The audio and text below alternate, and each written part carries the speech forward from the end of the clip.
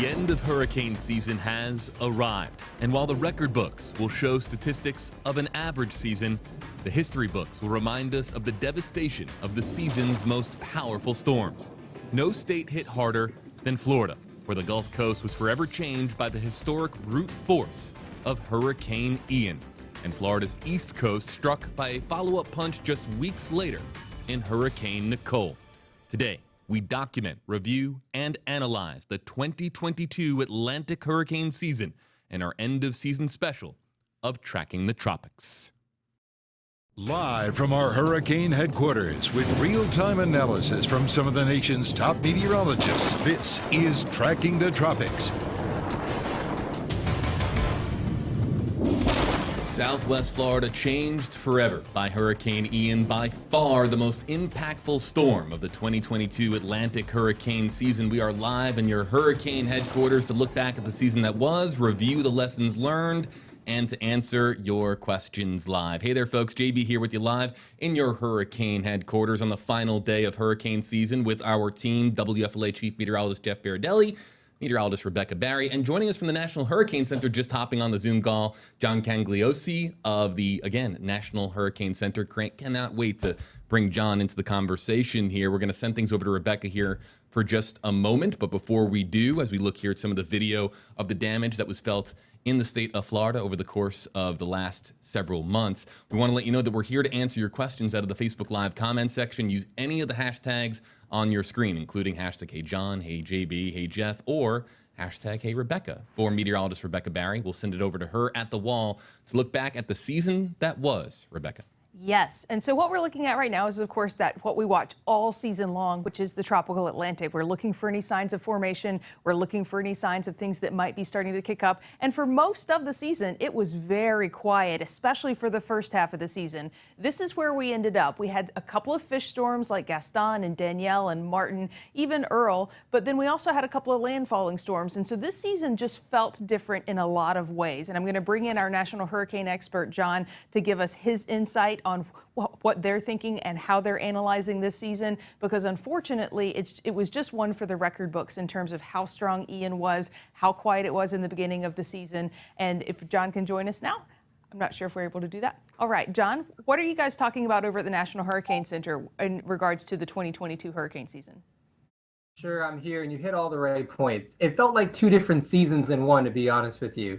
It started off really quiet. I mean, as you mentioned, we had Alex, a low-end event, Colin, another low-end event, likewise Bonnie. These were our ABC storms, all tropical storms, all sort of minor, not very consequential. And then we went through a really quiet period in July and August. In fact, no tropical cyclones in August. That's pretty unprecedented. It was very dry. There was a fair amount of wind shear, and we just didn't get a lot of them to materialize. And then as we went through more of the peak of the season into September, it got more climatologically busy. But then it stayed kind of busy through October and then even into early November. So it was very backloaded. We're going to end the season still near to maybe slightly below normal, depending upon what metrics you look at. But one of the things we said, and you mentioned it very well, is that even though the season by many metrics is going to end up average, it certainly wasn't average for Florida. I mean, we're likely going to see maybe the most destructive Florida hurricane in history, but yet sort of an average to a below normal year. And you know, just speaking personally, I got a lot of family in Fort Myers and Cape Coral, so I saw for myself what that horrific hurricane did to Southwest Florida. It's going to take a really long time for South Florida to recover from Ian, especially the areas that you just mentioned. And one thing that you don't see on this map that we typically do see in hurricane seasons are those long tracking storms that fire up just off the coastline of Africa. And we track them for over a week as they intensify and build across the Atlantic. All of the intensifying storms from this season were moving north, a lot of them interacting with the trough as they did so. And so a lot of that has to do with the fact that it was so late in the season that we saw those storms fire up and kick up, that we had the troughs out there for them to interact with. But that's just another thing that makes this season so incredibly unique. We saw those 14 named storms, 8 hurricanes, 2 major hurricanes, but of course we focus on the 4 U.S. named storm landfalls, and that's where it becomes such a spectacular season for all the wrong reasons for the state of Florida. We have Hurricane Ian, which was by far the most devastating. Even Hurricane Nicole did quite a fair bit of erosion damage along the east coast of Florida. Tropical Storm Colin was that one that fired up very quickly. It didn't look very good. In fact, most of it was over land when it actually was named, and so that one didn't do too much damage. And then we had potential Tropical Cyclone 1 that eventually became Tropical Storm Alex, and so those were the 4 U.S. impacts from this season. So that made it just incredibly unique in terms of what we saw versus it actually looking average when you're looking at the numbers. And so it was a near average season despite the fact that it was La Nina. All of the long-term forecast models were predicting a higher than average season and a busier than average season for everyone. But we had the Saharan dust that was so strong. We had the strong wind shear across the Atlantic, really unprecedented wind shear during some of the months out there, and some of the cooler waters.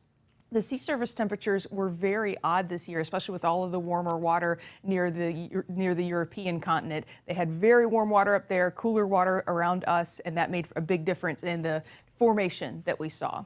A quiet start, busy end. The first time there were no storms July 3rd through August 31st, but we tied for the most November hurricanes, which was 3. And then Hurricane Ian tied for the 5th strongest U.S. landfall, the deadliest Florida hurricane since 1935. So Ian is what everyone is going to talk about when they talk about this season in the history books, because it was such an impressive storm, how it formed, where it moved on shore, and what we're learning about home construction and damage with those systems just based on what we're seeing, the damage that was there. So these are the names that we did run through. And when we have a storm like Ian, they typically retire that name and replace it. And so we will be most likely see Ian replaced. The other options, we may see Fiona replaced just based on the damage that it did in the North Atlantic and Canada.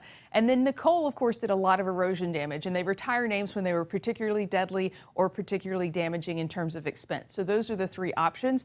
They focused on incorporating a little bit more diversity in the names moving forward, especially since so many tropical systems affect Spanish-speaking countries. And so they do alternate male, female. And so they'll be looking for a male I name, possibly a female F name, and then a female N name possibly as well. And so they'll go through that and they'll make that decision this summer. I'm going to end on this. This is the accumulated cyclonic energy, and bring in Jeff and John and of course JB and your questions into the fold here. This is the accumulated cyclonic energy. It trended a lot lower than average, and so the storms that were out there did not create as much energy as we normally see on average. The storms that almost all of the accumulated cyclonic energy came from the top 3 storms. The rest created almost nothing. And what are we exactly, for people that do not speak meteorologists, what does this graph mean, Jeff? Yeah, the AC, the accumulated cyclone energy. Basically just, if you expend all the energy from all the tropical systems throughout the season, it gives you a certain number units of energy, and we were slightly below normal, about 80% of normal this year. So I think that is really probably the best metric for this year, considering that we did have 14 named storms, and that is average. And by the way, just 2-3 years ago, the average was only 12. We redid our averages. So in reality, this was above normal season in terms of number of storms, if you look at it that way, right, John? Yeah, that's right, Jeff. But like you said, we typically in the science community look at that ACE, accumulated tropical cyclone energy, as really the best way to look at it, because some of the early season storms like Alex and Colin, of course, count for a number or a name, but really didn't amount to much and was very short duration. So this really gives you a sense of how much energy, how busy, how strong, and how long-lived the storms were. This is the best metric I think we have in the community today. And as we look here too, I just want to make sure that we're very clear for our audience. We see this here sort of going up in December. There's no concerns right now as far as December accumulation or December storms whatsoever, right? No. I don't think so, but John's the guy to ask for that one. Oh, no, I'll agree with your assessment, Jeff. No, all quiet. In fact, today is the official last day, as you know. And we doesn't mean the Hurricane Center shuts down by any means. I mean, we're going to be out there watching this just in case, but the likelihood of getting anything in December is very, very low. Good to, of course, hear. Let's go to our questions. Of course, you can use any of the hashtags on your screen, as we do with every episode of Tracking the Tropics. And if you do so in the Facebook Live comment section, we can animate your comments on screen. We got this one coming in from Ricky on the KLFY Facebook page. How about that big climate change is the word that Ricky is using? You swear that hurricanes have just developed over the last couple of years. Yeah, Jeff, why don't we send this over to you? I'll also bring on John here as well. Be very curious to hear both of your answers to this one. I sense some sarcasm. I don't know if you sense the sarcasm in that. I wondered if it was sarcasm. I think it was sarcasm. But basically what he's saying is that, I mean, look, climate change does not produce more tropical storms. We know that, but it seems to be producing stronger tropical cyclones, and tropical cyclones seem to be intensifying more rapidly. But in response directly to that question, this is just one season. We don't measure climate change at all over the course of one season, or climate over the course of one season. So this really doesn't tell us much at all. I mean, we had a La Nina. It likely should have been a stronger season, but La Nina is only one factor, and it turned out to be a quieter season than perhaps we thought it would be. But again, when you're trying to determine what kind of role climate change is playing, you need to look at decades and decades, not 1 year. Right, John? Absolutely, Jeff. Yeah. And, just to add to it, you're right about the scales. Climate's large scale. We're talking about decades to a century to get real information. And we don't live on decades to a century in terms of our thought processes. We're focused on weeks to years. And we're definitely, trying to connect dots that are not quite there. Mm-hmm. That doesn't mean climate change is not playing a role. It just means we don't have all the information in front of us to make strong conclusions. The other thing I'll say as someone who, does this every day is that, the data is not completely clean. And what I mean by that is before the 1960s, we didn't have the data we have today. I mean, this is when the satellite data started coming out, how we make good assessments. We have way more sophisticated hurricane hunter data today than we did even in the 80s and the 90s. So when drawing conclusions, it's really hard to, because the data sets are changing and the technology is improving, which changes our assessment of the storms. I do think climate change is a factor, but it's hard to know exactly how much of a factor it really is for these events. I want to bring in something from our article that we have on trackingthetropics.tv. A group of insurance experts told Nexstar's News Nation that the damage from Hurricane Ian was likely somewhere between $28 billion to well over $100 billion. Right. Jeff, we talked a whole lot about the damage that was, of course, done in Southwest Florida. Those estimates are likely, look, that's a big discrepancy. We're talking 28 billion to more than 100 billion, but I mean, that just goes to show how difficult it was for Southwest Florida.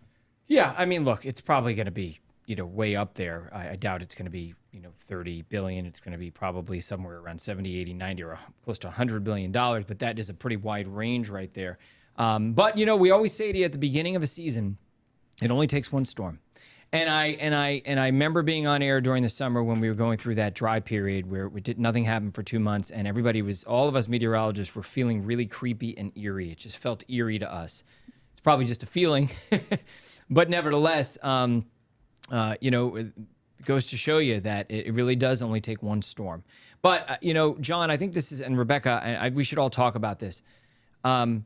What lessons did we learn from this? And I especially am interested in our viewers from the Tampa Bay area.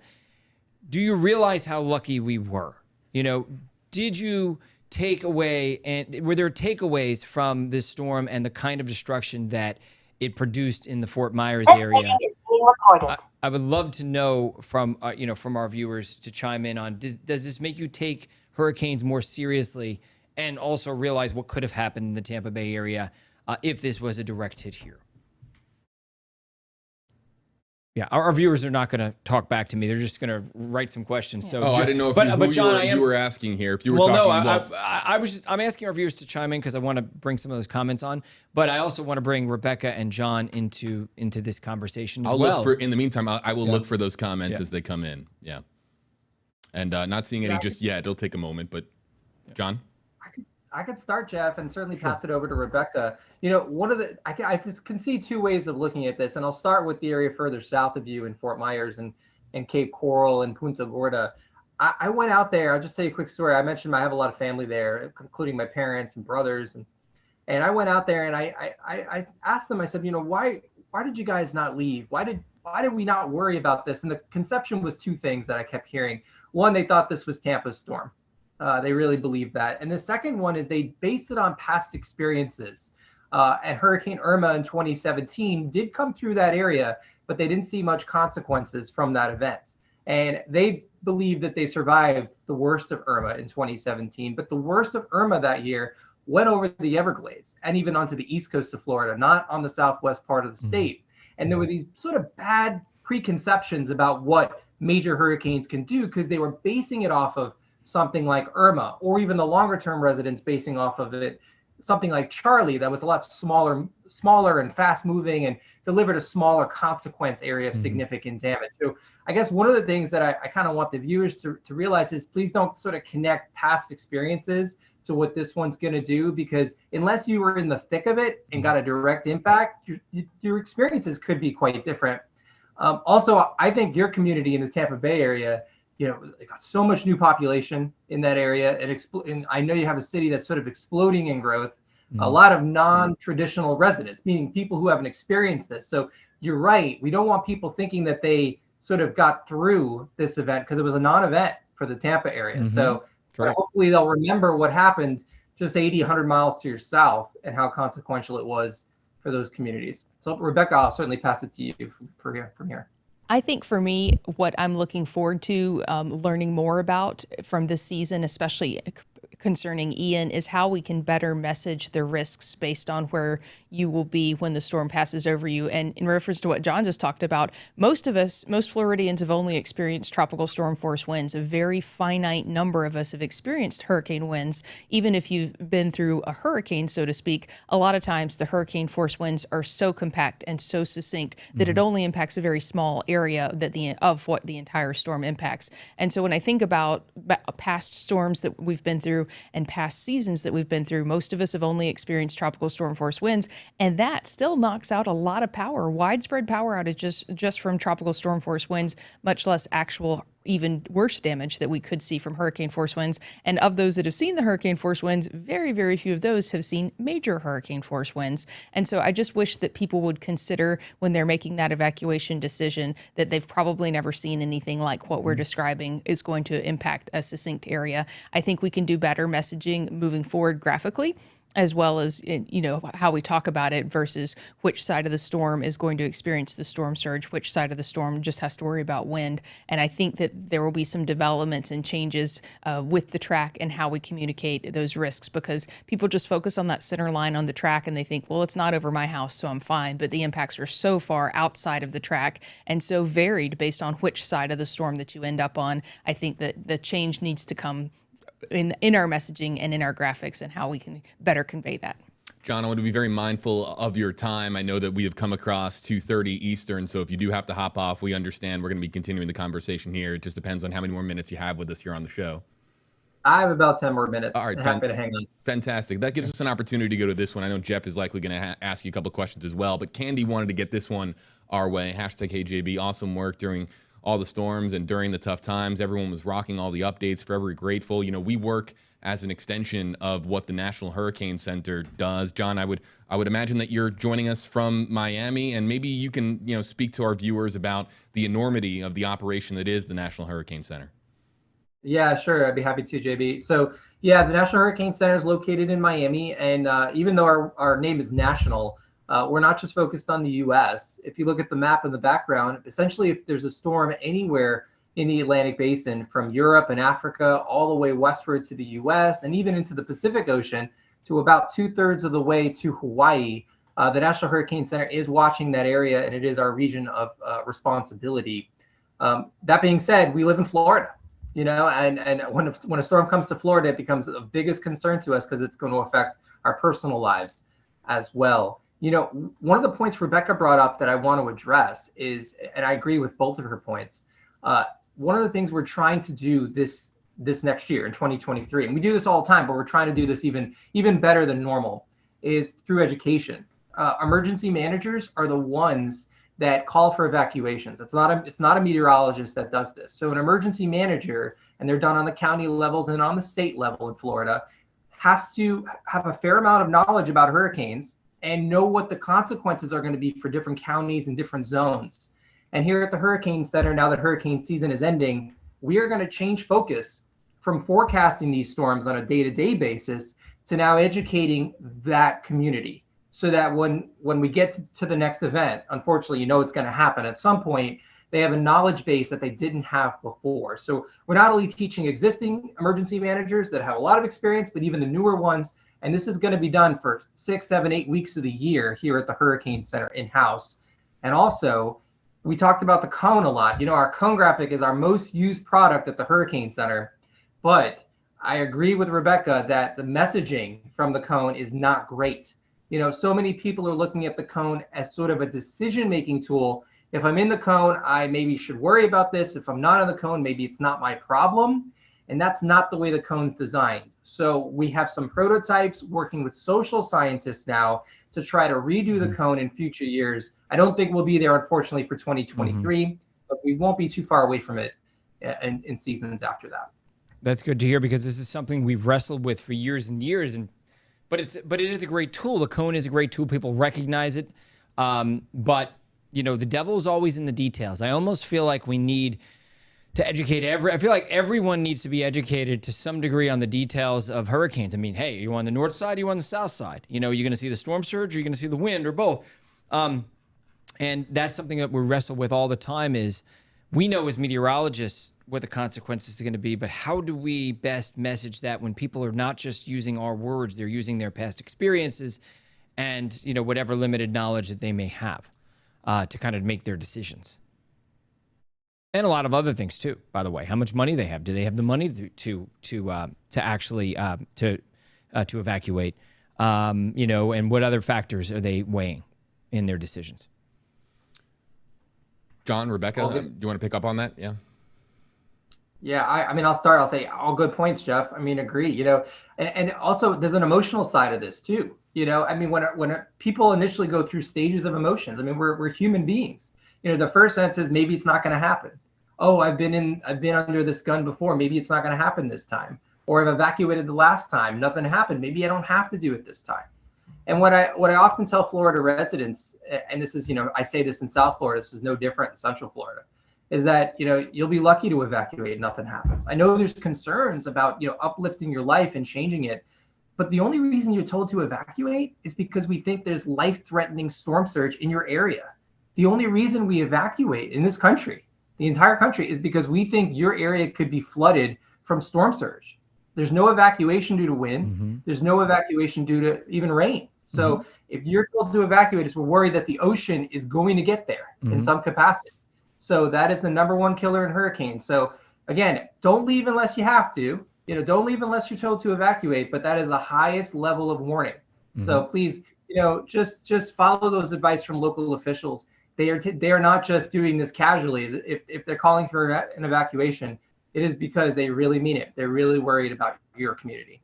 John, I know we only have a couple more minutes with you, but I'd like to ask about the forecast cone specifically for Hurricane Ian. There's this notion out there that the forecast cone was inaccurate, but from the National Hurricane Center, but the forecast cone, again, shows where the center of the storm could go. And that's, I think, really at the heart of the misconceptions that exist out there with people that don't follow weather routinely. Can you speak specifically to Ian and that forecast cone as it got closer to Florida's Gulf Coast?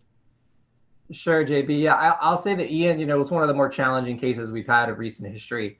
The storm got so strong, and when it got to the Florida coast, it was paralleling the coast. And you're right, our forecasts generally were too far left or north, showing bigger threat to the Tampa area, or even at some point, even the area a little north of Tampa, and the storm slid south and right. And typically, when we look at our statistics, and we have calculated our statistics for Ian and for the entire season, our performances for Ian were about average. I mean, they weren't, spectacular, but they weren't horrific by any means.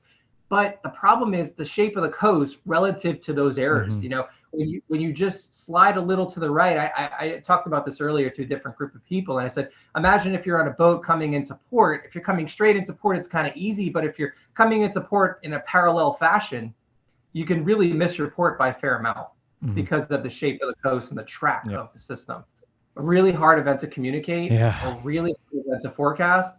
One of these situations that, would we do it differently? Of course, we're evaluating this right now. In fact, as we're talking, the reason I have to go soon is we have a meeting across NOAA to evaluate how we did for the whole season, how to advance communications, how to advance messaging. And Ian is front and center in that meeting because of its consequence. I will say that I think JB and Jeff and Rebecca, I think this comes to a communication messaging breakdown more than a forecasting fail. The cone is a good tool. only if you know how to use it properly, but a pretty misleading one if you don't. I think, what really screwed everything up to some degree is when the models and the cone shifted west towards Panama City, because we're so used to the panhandle of Florida getting hit that I can tell you a number of people were like, oh, that's it. It's headed to the panhandle like every other storm heads to the panhandle. So it's using this past experience, and people didn't take it seriously, I think, because they truly believed that it was going to go to the panhandle. And unfortunately, we have so many people who've lived in Florida for a while, who've experienced hurricanes and who've been down this road every year. And, there seems to be a threat coming their way, and then it's not coming their way. And so people have become, what do they say? I know just enough to be dangerous. People know just enough to be dangerous, I think. Yeah. Right. And, another thing we've learned too, Jeff, is that people tend to anchor, right? So like initially there was this thought that this is going to go to the Big Bend area or north of Tampa. Mm-hmm. And then as the forecast started to change a couple of days before the event, happens, there was already this sort of preconception. People were tuned out in certain parts of the area and then had to get tuned back in. And not ideal. Not ideal. It really was very challenging to communicate this, that's for sure. But this is one you did not want to get wrong because you knew it was going to be that powerful. There's so many interesting ways I can go with this, and I know you only have a second or two, so I'll just mention two things meteorologically. One, what was amazing to me is that we knew almost 10 days out that this was going to be a major storm, and it was probably going to be in the eastern Gulf of Mexico. It's rare that we have that kind of clarity. So that, to me, was an interesting aspect of this. And then number two, the difference between the track of the hurricane models and the synoptic models, the mid-latitude models, the global models. I have to say, except for the GFS, the global models like the UK Met and the European and the ICON were all pretty accurate, but those hurricane models just kept pushing it further west. And I wonder if by showing the spaghetti plots and giving equal weight to the hurricane models and the global models and not differentiating depending upon what time of the season it is and where you are, is the storm located further north towards the mid-latitudes or is it deep in the tropics? That also, I think, causes a communication problem. Yeah, fair point, Jeff. I agree with both of what you said. First, a huge win for our intensity prediction. You're right. I mean, we knew this was going to be a big deal in the eastern Gulf of Mexico and generally toward Florida. We knew this was going to be a strong system, but predicting the track was unfortunately the harder part for this case. Amongst the models that you mentioned, the global model, the GFS, this was not good this year for the GFS. Surprisingly though, Jeff, and one of the reasons that we didn't want to throw the GFS out, even though it was the poorest performing model for Ian, was it has been the best track model. The Atlantic Basin for all of 2021, all of 2020, and actually for the remainder of the storms in 2022. It's just like, unfortunately, the one that counted the most, it let us down. And we knew that. I mean, I had that in my mind too. We all did. Rebecca had it. We all had it in our mind. We talked about the GFS has been better these past couple of years. We just can't throw this in the garbage. But one thing that I took note of was the hurricane models. They just kept insisting it was going to go north, and at some point, I think we talked about it on this program. I said, no, I think we have to just make a determination that this is probably coming closer to us, just because it was going to be too dangerous not to do that. And John, I know that we're about to lose you, so I just want to give you an opportunity here to speak on behalf of the NHC as we look ahead to 2023. And whatever you'd like to discuss, the floor is yours as we thank you for being here with us on Tracking the Tropics. Well, first, thanks for having us here at the Hurricane Center. And I think, I'll say your viewers are lucky to live in such a great market there in Central Florida to have very great experienced people to really help guide you. So feel very fortunate for that. From the Hurricane Center's view, I do want to congratulate Tampa on being lucky, but that's all this turned out to be. I have to tell you, I mean, it only turned out to be luck. There's nothing more than that. And I hate to put it that way, but it's been about 100 years since the Tampa metro area has seen a major hurricane affect your area. That is remarkable, but it's nothing more than luck. So, next hurricane season comes around and, the months fly by quickly. Don't look as any sort of shield around your region. Unfortunately, there's no such thing at any part of the coastline. So don't draw past experiences I mentioned before. Do all the right things. And in short, the Hurricane Center, FEMA, NOAA at large, and your experts right there locally are all here to help and guide you. So you're not at this alone. You got plenty of support. Rely on the experts. They'll steer you in the right direction. John, a senior hurricane specialist at the National Hurricane Center in Miami. John, thanks so much for joining us. Really appreciate your time. Thank you, John. Thanks, everybody. All righty, back here with you on Tracking the Tropics. I'd like to take an opportunity here to bring up Jeff and Rebecca. I want to ask you both. And Rebecca, why don't we start with you? Okay. Your chief lesson learned as we look ahead now. It'll take, many months for us to, maybe years, decades sometimes, for us to really look back and evaluate how this hurricane season fits in with other hurricane seasons. We were talking earlier about long-term trends, but the massive lesson that you think that we learned from this season overall is what to you? For me, it has to do with messaging. And he touched on it, John just touched on it, that they're working with social scientists on messaging and impacts. And I've been delving into that, and I'm going to challenge myself moving forward professionally to talk more about the impacts. And the only research that I've been able to read so far was for emergency managers in getting flood-weary residents to actually evacuate when they would see some flooding. And their number one way to convince people that they should evacuate before their homes flood is showing them pictures of the big floating ant beds that when ants get flooded that they occur, and all the rodents and other things that might be entering their homes seeking higher ground. That it was actually the impact from the floodwaters that people related to and thought, I don't want to experience that. I'm going to go somewhere else. And so moving forward, instead of saying you're going to see 75 to 90 mile per hour winds, what breaks at 75 miles per hour? Yep. What happens at 90 miles per hour? So I would like to focus on helping people understand what they're going to experience so that they can make a more educated decision on whether they should leave their home or not. What do you think, Jeff? Yeah, she nailed it. I mean, it's exactly what I'm thinking too.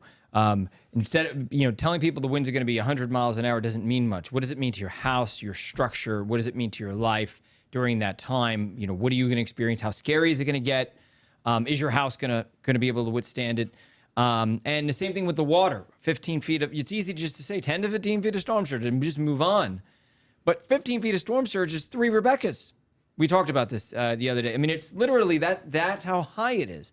So, and Rebecca's a little taller than that. So, I mean, we think it could have even been more than 15 feet of storm surge in Fort Myers Beach. And I want you to, if you live in the Tampa Bay area, really anywhere, think about what that would have done to St. Pete Beach or Clearwater Beach or Indian Rocks Beach or Madeira Beach, or by the way, the biggest storm surge would have probably been at the apex of Tampa Bay, Tampa proper, downtown Tampa and the river, the Hillsborough River. That's probably where the worst storm surge would have been had it been a perfect hit. So I just want everybody to think about that. And I think everyone was. I think everyone realizes just how lucky we were in the Tampa Bay area. I think people really, this time I think was different, at least for the next several years. I think people will have a memory of what could have been in the Tampa Bay area because of what they saw happen in the Fort Myers area.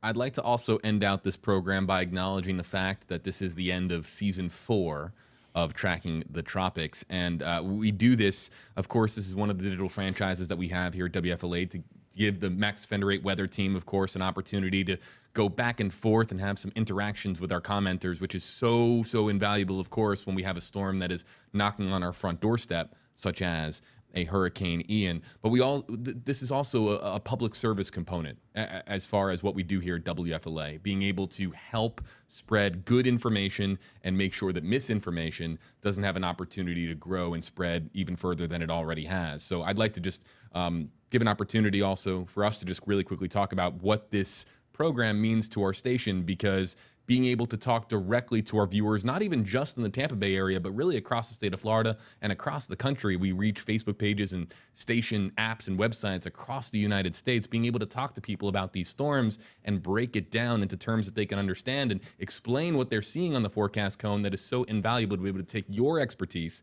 as meteorologists and kind of explain it to them in a way that they can understand, and then also ask follow-up questions. In the age of apps, people still, especially in a situation like a hurricane, want that calming voice. You may have, I'd equate it to, you feeling sick, and you can diagnose yourself on the web if you want, WebMD. Right. But you really want to hear it from a doctor. And it's the same thing, I think, for us meteorologists and for folks when we go through hurricane season and a hurricane's heading your way.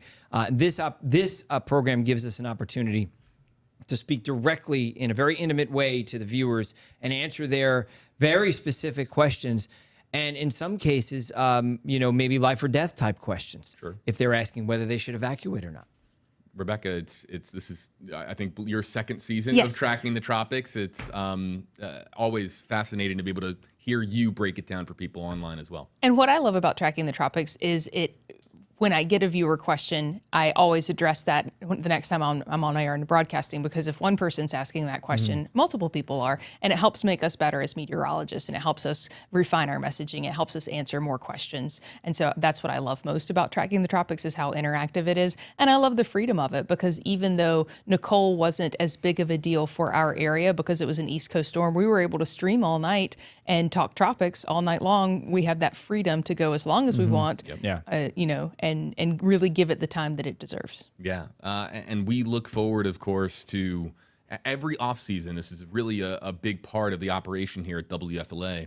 Every offseason, we look at ways to improve. We'll look at things like graphics. We'll talk about messaging. We'll talk about different advancements that we can make to access more people on their platforms of choice. We always know that social media is evolving. Algorithms are changing. We want to be able to be there for people, especially when a storm hits an area, power goes out, they don't have TV, they go to their phone, and hopefully they're able to find a stream like ours so we can provide them with some information. So our commitment to you is always providing advancements and improvements. Just like the National Hurricane Center, we're here, of course, at WFLA making those same improvements year to year as we learn more and more and more about the complexities of hurricane season and how that messaging is so vitally important. I'd also like to take a moment to thank our sponsor, Handyman Roofing. Our first year in partnership with Handyman Roofing, being able, of course, to do this is so vitally important, and without them, of course, it becomes extraordinarily difficult. So a big shout out to Handyman Roofing.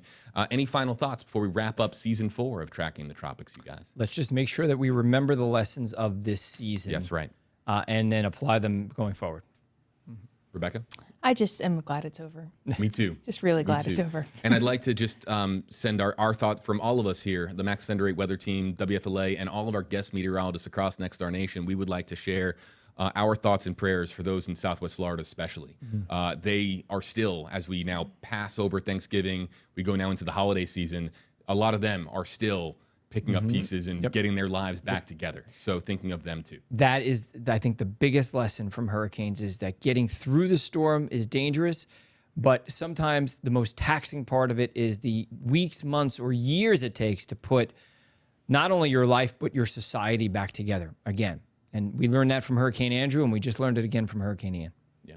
And we will, of course, continue to learn. Every hurricane season is different. Not any two are the same, and we will continue to learn as we look forward and ahead to season 5 of Tracking the Tropics here at WFLA in the WFLA Now Stream Center, our new home for Tracking the Tropics going forward. Next season will be our first full season in this space. We look forward to using this space to our advantage and being able to reach as many people across the world. Really appreciate Rebecca Barry and Jeff Berardelli, who of course have been our anchors with this program all season long. Again, a thank you to John joining us from the National Hurricane Center and all of our guest meteorologists who have joined us all season long on Tracking the Tropics. You can go to trackingthetropics.tv. You can also click on the link in the description on this video. It will take you over to that website, one of our sister station websites, where we have all of your hurricane resources, all of our episodes over the course of these multiple seasons. You can find them there.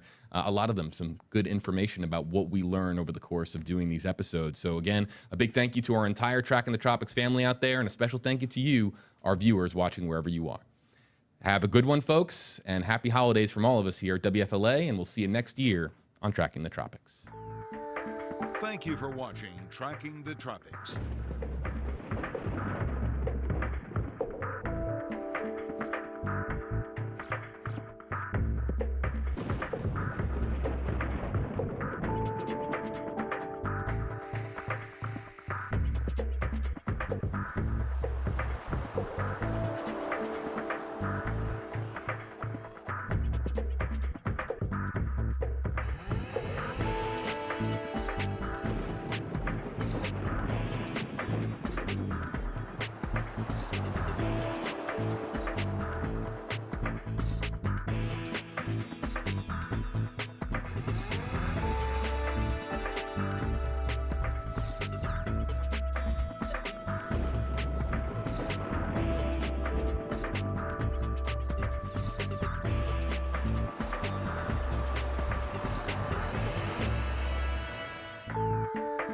Thank you for watching Tracking the Tropics.